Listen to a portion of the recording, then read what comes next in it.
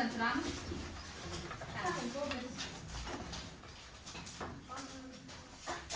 Harakat. Al ket. Önemli ayda kıytında, önemli rızsın sanamız. Oku susunda, önemli vakit tabamız.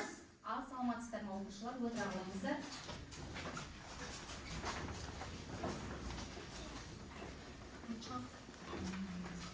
O'quvchilar.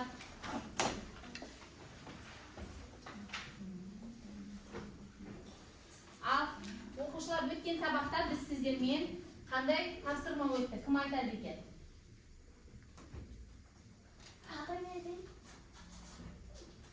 Ya. O'tgan sabaqda biz Shug'uz xalqlarini, asboblarini Yuringlik bo'lasizlar, ya. Onun içinde qanday Shig'iz xalqlaridan qanday xalqlar жатadi? Xitoy, Xitoy, Japon, Arab, Arab, Hind xalqi, ya. Ya, jaraysizlar, o'tira qo'yingizlar. Al o'quvchilar, sizlar uy topshirmasini, ya'ni men sizlarga asboblarni jatdog'a berdim, ya. Turkiy tildes xalqlar, onun içinde Xiva xalqi bor, onun içinde Xagas xalqi bor, onun içinde O'zbek xalqi bor, Boshqirt xalqi, және де Shig'iz xalqlarining uqtiq asboblarini jatdab kelingizlar degan bo'ladim, ya. Al olay bo'lsa, sizlar sabaqda qalay asboblarni mengirganlaringizni, ya'ni to'pqa bo'lu orqali men sizlarga hozir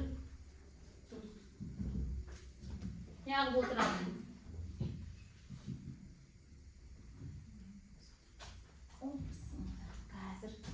Al, o'quvchilar, sizlarga asboblar orqali to'pqa bo'lyapti.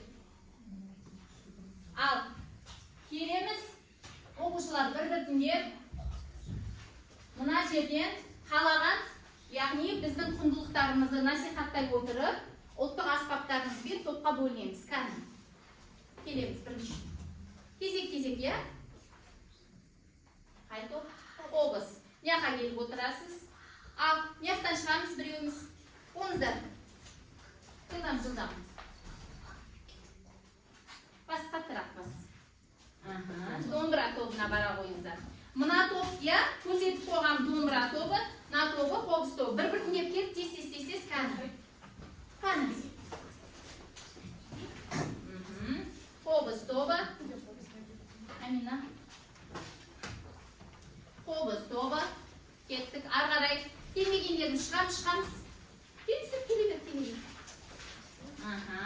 Do'mbira to'pi Medina. Do'mbiraga boramiz. Qani. Qo'bz to'pi.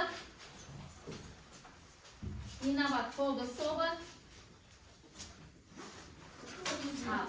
Do'mbira to'pina boramizlar. Do'mbira to'pina boramiz. Qani mashina. Qo'bz to'pini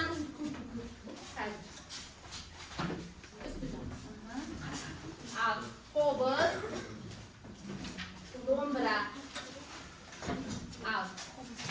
Qo'bz qo'yam, o'tira qo'ying. O'tiringlar.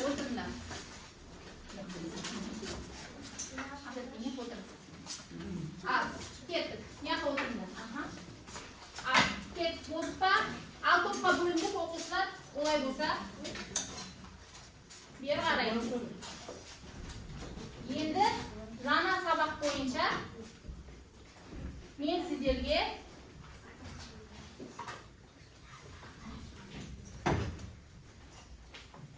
qani Rana sabaq bo'yicha o'quvchilar mana yerdan kelib bir-biriga kelib nasraqlardan birisini tanlaymiz. Qani kela qo'y harakat. O'tgan taqdirlar bo'yicha.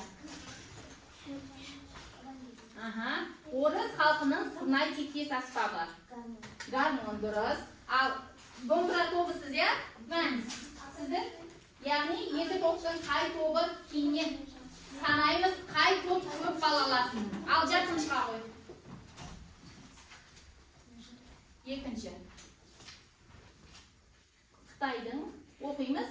Xitoydan shakil asbobi Pipa. Durust. Bu bizga qo'bz to'pi. Ketdik. Undan aşağı qo'y.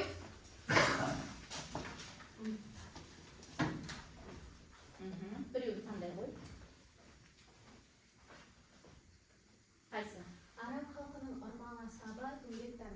Kimga? Шығыңыздар, келіңіздер. Қайсы? Марш, кел. Үндір халқының ситап, дұрыс. Инабат шыға қой. Жапон халқының көпшекті аспабы. Жоқ, Жапон халқының. Шығыс халықтары бұл. Түркі тілдес емес. Жоқ. Қандай? Кота. Мүдірмейміз. Ағарай инабат. Шығасыз, қорқпаңыз. Бәрі орыстың шетпелі аспабы. Біз орыстың екі аспабымен таныстық, е? Балалайка, дұрыс. Ал, кеттік ал. Ағарай. Оқушылар, енді түркі тілдес. Жаңа біз шығыс халықтарының іздеп таптық, е? Ал енді натоқтан ағырге шықтыңыз ба сіз? Медина ал шыға қойыңыз. Таңдаңыз. Тува халқының ішекті шетпелі аспабы. Дош болур. Жарайсыз. Ағарай. Ең натоқтан маржан шықсын.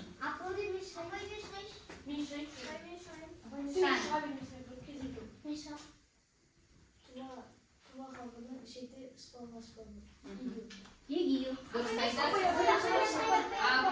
Кетті. Ағетке. Ағетке. Кезек-кезеге. Ағетке. Тува халқының көпшекті аспабы. Қалай айтылады? Чадахан. Дұрыс. Ана мен қош қойыңыз, көрінбей қалды. Ал, ағарай, натоптан шығады, ал Медина шыға қойды. Тува халқының тілшікті аспабы. Аспабы. Қалай айтылады не бар? Тілшікті. Жоқ, шатастырма. Тілшікті. Комус, дұрыс айтасыз. Ал, шыға қой. Ал, келіп шық, арғарай. Тува халқының үрмелі аспабы шорт. Шорт, дұрыс айтасыз. Ал, кетті. Ал, инабат шықсын.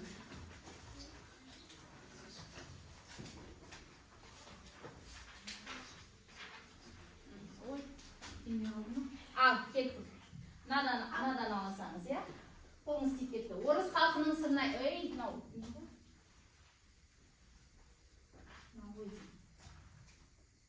Өзбек халқының ішекті шетпелі аспабы. Өзбек халқында дутор. Дұрыс па? Дұрыс. Ол бізге. Экранда ақырмасаңыз, жарай ма? Ал, кеттік. Шыға қой. Інжуді көрейік. Өзбек халқының ішекті ыспалы аспабы. Қалай айтылатын еді? Жөн деп айтамыз. Гиджа. Жөн деп айтамыз, е? Ганжа емес, гиджа. Ала қойыңыз. Ал, асылай шығам. Асылайды көрейік. Араластырмаңыздар.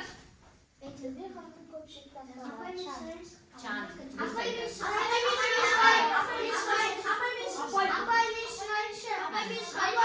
Даниял шықсын шал. Бағанадан апай мен деп отыр. Өзбек халқының үрмелі аспабы. Дұрыс. Натоқтар, инабат шықтыңыз ба сіз? Инабатты тыңдайық. Өзбек халқының үрмелі аспабы бар ма? Қандай аспабы бар болса? Жоқ. Аспабы жоқ.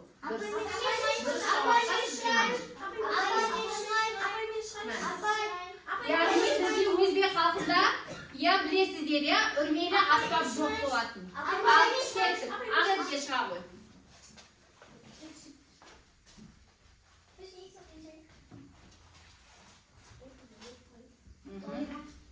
Өзбек халқының ұрмалы аспабы дойра. Дұрыс. Ала қойыңыз. Ал енді нарада бізде бір сұрақ қалып кетті, я? Ал, Асылай. Ой, кім шығады? Амина. Өзбек халқының тілшікті аспабы. Тілшікті аспабы? Жоқ. Кеттік. Бұл бізде қобыз, я? Ал, оқушылар үйге мен сіздерге осы 4 халықты берген болатынмын. Ал енді шығамыз на топтан. Қарақат шыққан жоқсыз. Қарақатты көрейік. Бұл бізде Башқұрт халқының ішекті шекпелі аспабы домбыра. қалай айтамыз? Домбыра. Думбыра. Ал, жөндеп айтамыз, я? Шатастыруға болмайды. Думбыра. Ал, кеттік. Ал, башқұрт халқының көпшекті аспабы. Ятаған. Дұрыс. Ала қойыңыз. Ағарай. На топтан. Ал. Інжу шықсын. Қазір шығасыз сізде. Қане. Башқұрт халқының қандай аспабы? Аспабы. Қалай деп аталады? Қалай деп аталады? Қыл? Қыл? Қыл кияқ па? Қыл қобыз ба? Қыл? Қыл қобыз деп аталады. Шатаспаймыз, я? Яғни, қырғыз халқыменен башқұрт халқынікі ұқсас келеді, я? Қыл қобыз, қыл кияқ болып келеді деген. Шатастырмаймыз. Ал, на топтан кім шықпады бізде? Жарқынды көрейік. Қане. Башқұрт халқының ұрмалы аспабы. Домбыра. Дұрыс. Ал кеттік. Ұлдана. Асықпаймыз, барлықтарыңызға жетеді сұрақ. Барлықтарыңызға жасап келдім. Қане. Башқұрт халқының үрмелі аспабы қалай деп аталатын еді? Үрмелі аспабы. Башқұрт халқының. Ойлан. Башқұрттың ең сүйікті аспабы қандай еді? Қамыс қурай, шатаспаймыз. Ойлан жоқ жейміз. Жақсылап қойыңыз. Ал кеттік. Асылай шықпадыңыз ба? Асылай шықсын ал. Ал.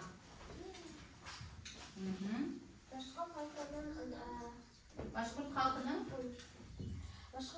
тілшікті аспабы кубус. Яғни тілшікті аспабы бізде қалай деп аталатын еді? Кубус. Бұл бізде кубус тобы. Ала қойыңыз. Ал, оқушылар, енді бізде ең соңғы бір аспап қалды. Яғни ол бізде қандай халық еді? Қырғыз халық еді, я? Ал, оқушылар, енді қане, нелеріңізді санаңыздаршы? Аспаптарыңызды. 10, сіздерде қанша?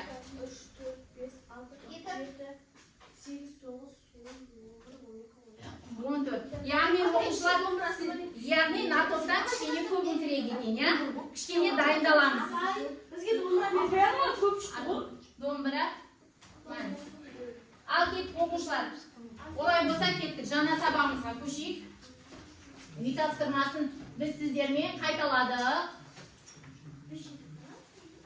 Ал енді оқушылар, бүгінгі біздің жаңа сабағымыз. Бүгінгі жаңа сабағымыздың тақырыбы Европа халықтарының музыкалық дәстүрі.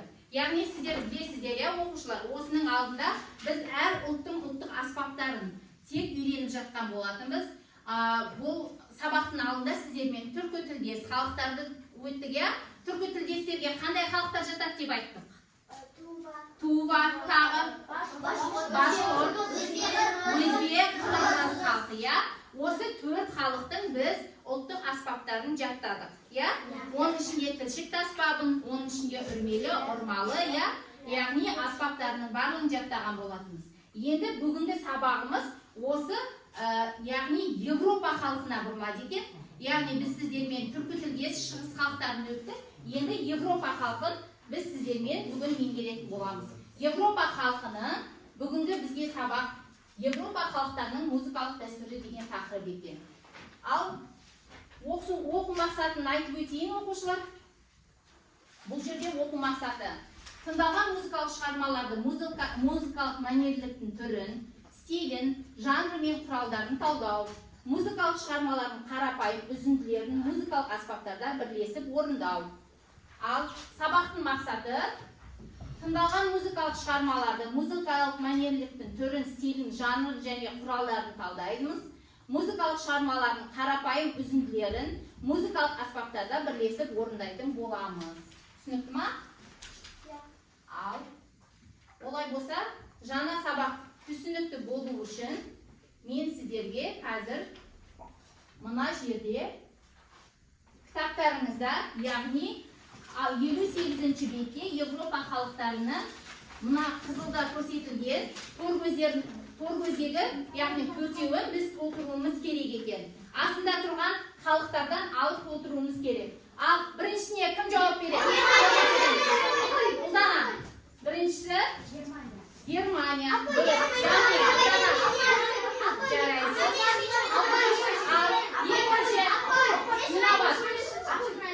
Екінші бізде Австралия. Қолымызды көтереміз. Ақерке. Үшінші Италия. Үшінші бізде Испания. Ал төртінші бізде Шынават айтады. Жоқ. Италия дұрыс. Ал оқушылар, олай болса бүгінгі сабағымыз осы төрт халықтың, яғни билеріне арналады екен. Ал олай болса бүгін жаңа сабағымыздың сіздерге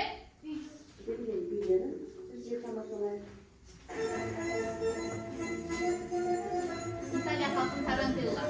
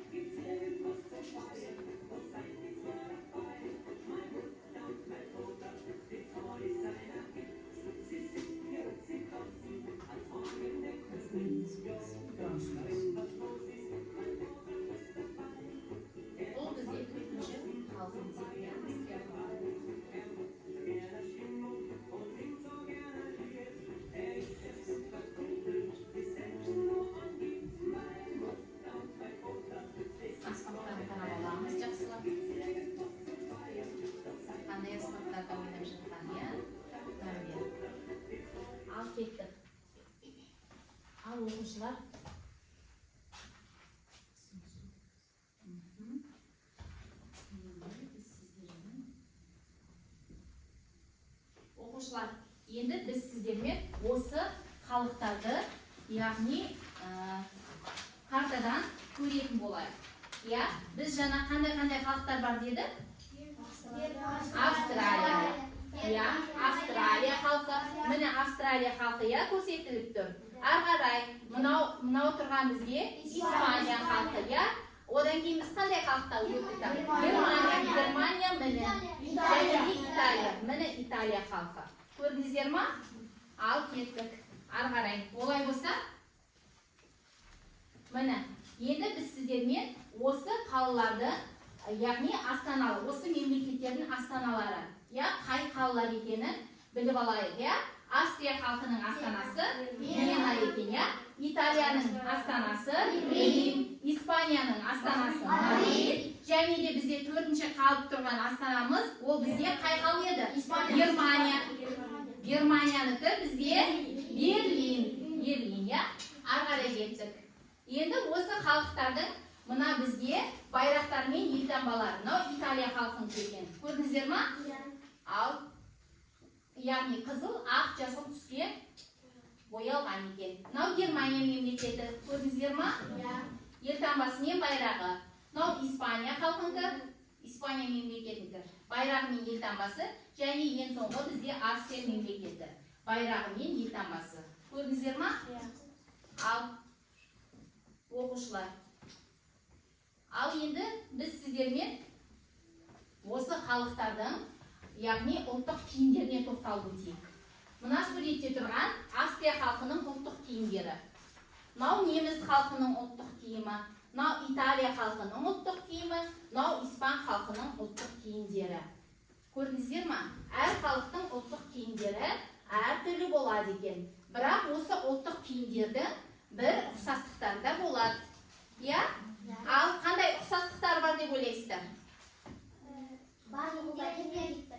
Кепка дейміз, бастарында бас киім бар, яғни бас киім киген. Ерлері әсіресе бастарына шляпа киеді екен. Байқадыңыздар ма?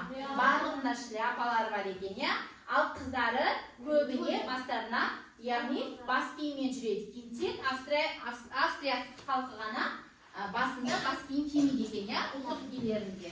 Міне ерекшеліктері осында.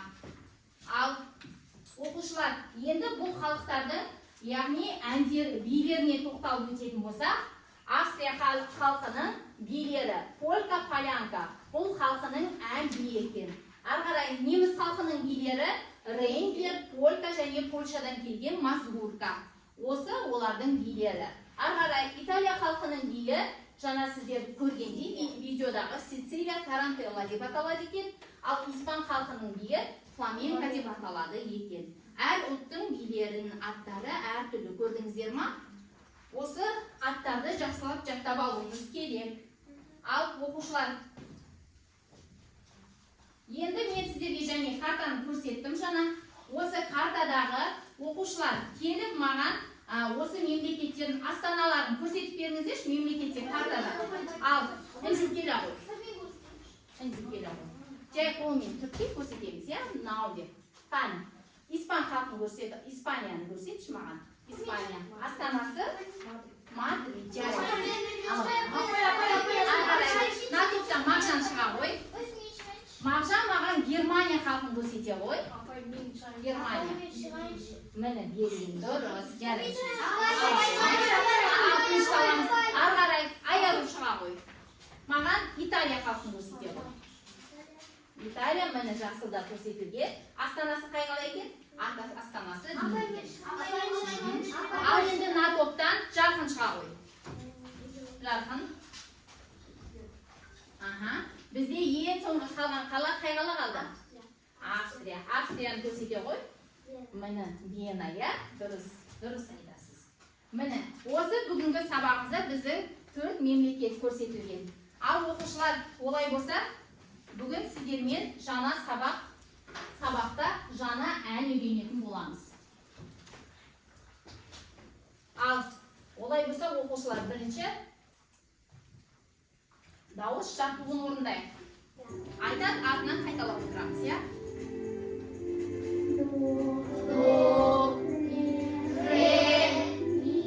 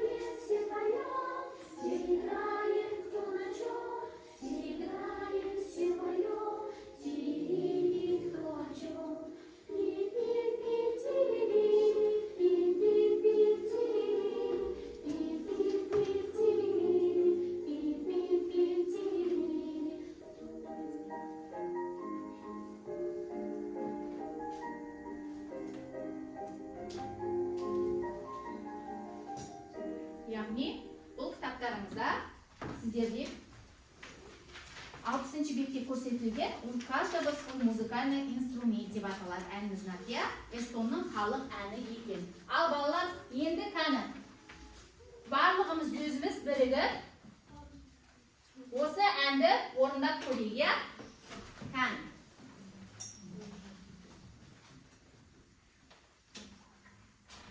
muzikasini tingladingizlar, endi o'zingiz aytib qo'ying.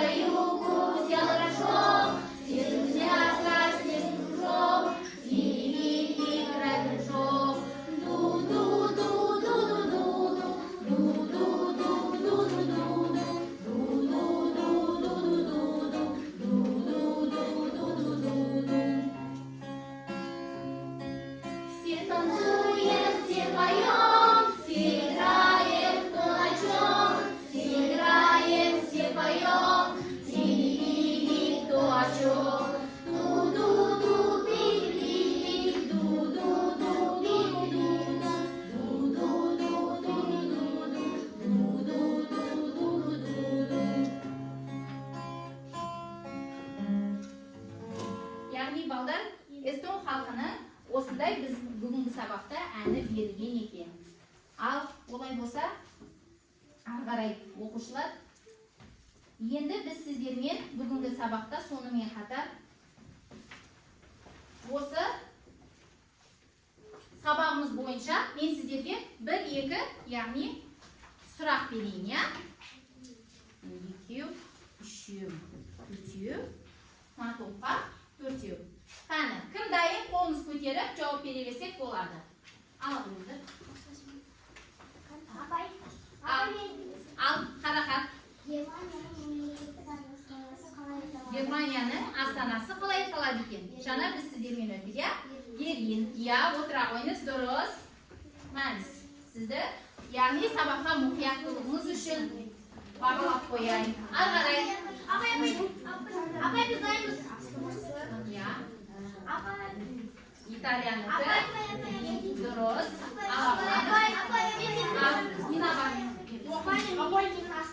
Astonasi Madrid. İspanya'nın Madrid. Durust. Arqaray. Al. Avstraliyanın Viyana astonasi. Al. Ya, Yevropa bugün biz qanday memleket? İspanya, İtalya, Germaniya, Avstriya, Avstraliya. Durust. Jaraysiz, mo'jizatsiz. Ala qo'yingiz. Al, qo'yingiz. İspanya xalqining bilmadi. Jaraysiz al. Al ketib o'quvchilar, o'lay bo'lsa, endi biz sizlarga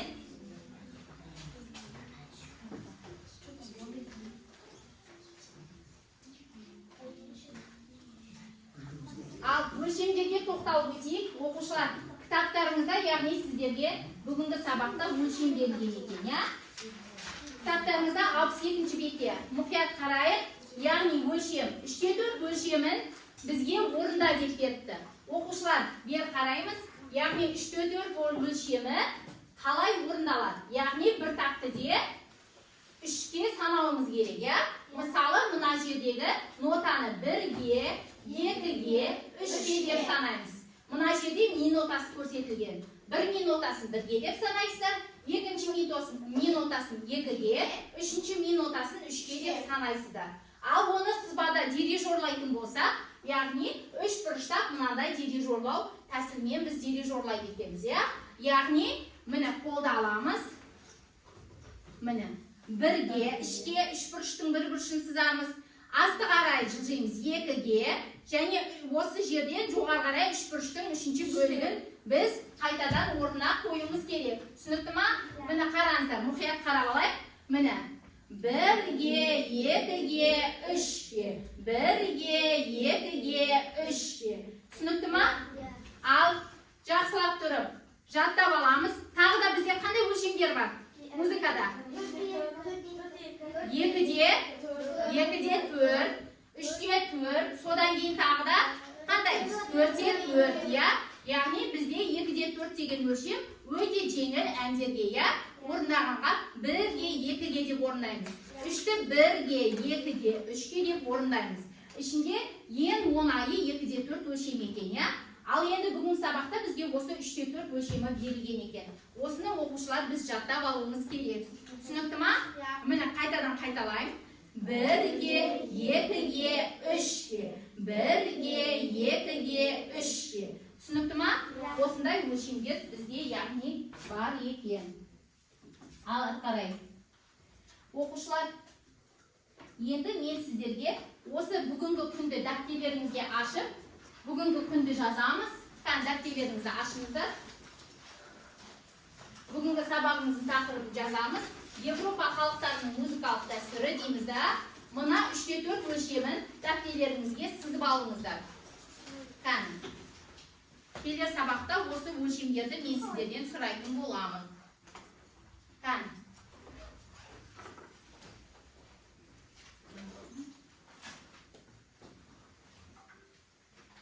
Ал, жазып алыңыздар.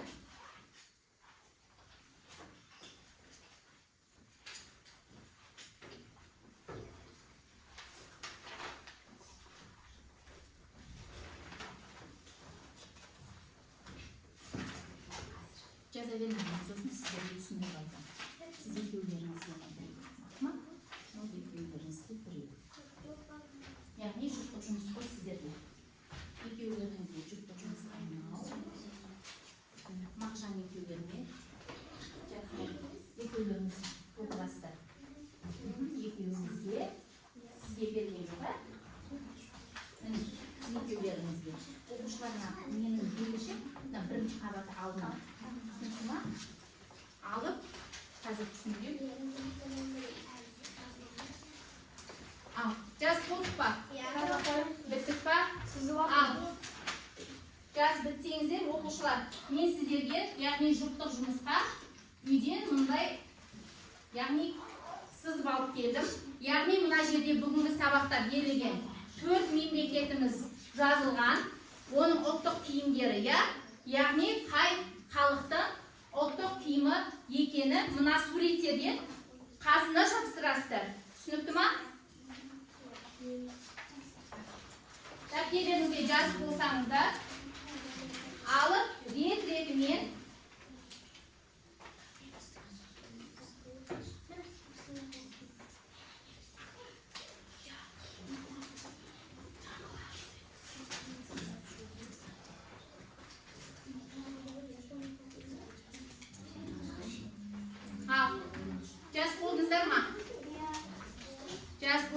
рет-ретімен жапсырамыз. Қане.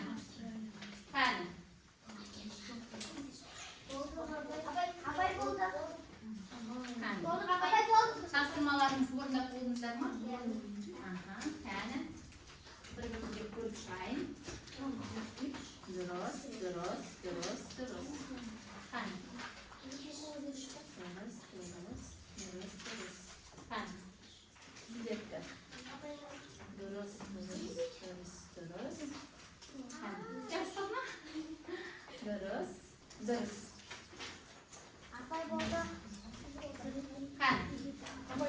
Тапсырманы жазыңыздар ма? 3-4 өлшем дәптерлеріңізге қаламсаппен жазамыз, иә? 1-ге 2-ге 3-ге деп, ана тура тақтадағындай қылып жазыңыздар. 1, 2, 3, дұрыс. Қане. 1, дұрыс. Қане. 1, 2, 3, дұрыс. Qani, ekеулеріңіз болды, дұрыс. Ал, оқушылар, жас болдыңыздар ғой? Тапсырма, иә? 3-те 4 өлшемді жаздыңыздар ма? Жақсылап. Ал, жас болсаңыздар, оқушылар, бүгінгі сабаққа, яғни мен сіздерді осындай ноталармен бағалаған болатынмын, иә? Ал енді мен сіздерге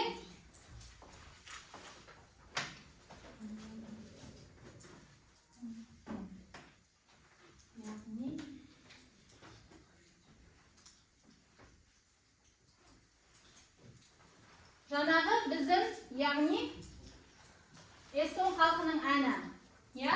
У каждого свой музыкальный инструмент. Әнде не туралы айтылғанын байқадық па? Не туралы? Көрші туралы. Қандай? Не туралы? Жоқ. Қаны? Рожок деген не бізде? Білеміз ба?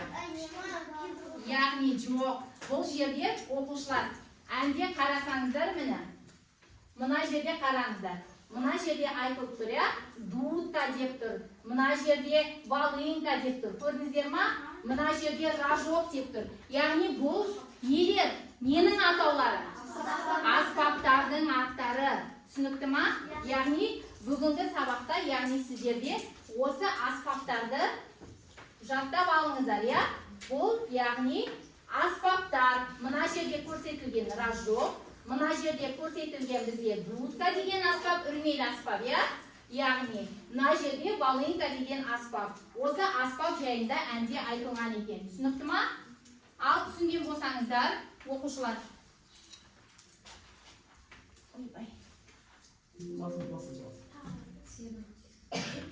Енді біз сіздермен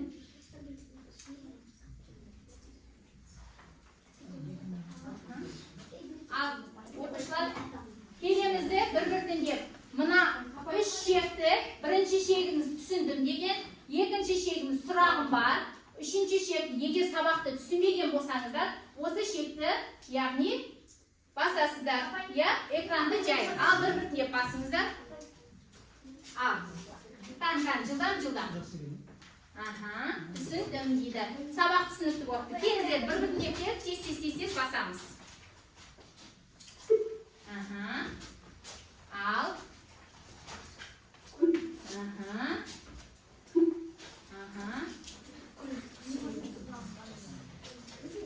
Жақсылап өзіне ғана басыңыздар. Бірінші шек болса, бірінші шекке, яғни түсінсеңіздер түсіндім. Сабақты мүлде түсінбесеңіздер, үшінші шекті басасыздар. Иә? Сол кезде біздің аспабымызды үнді шығады екен. Ал.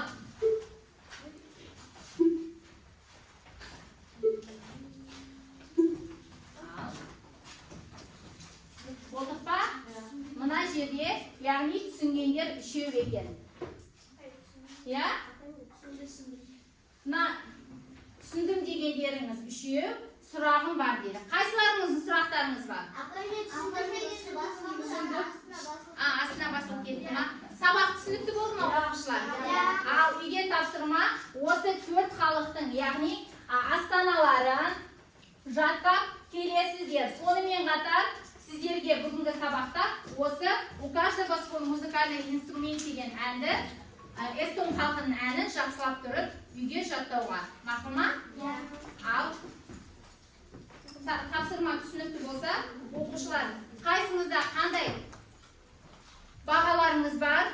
Нота, яғни қызылменен мен сіздерге өте жақсы деп бағаладым. Көк алған болсаңыздар жақсы, сары болса, ол яғни сабаққа әлі де дайындық керек деген сөз. Яғни қызыл алсаңыздар, ол өте жақсы деген сөз. Түсінікті ма?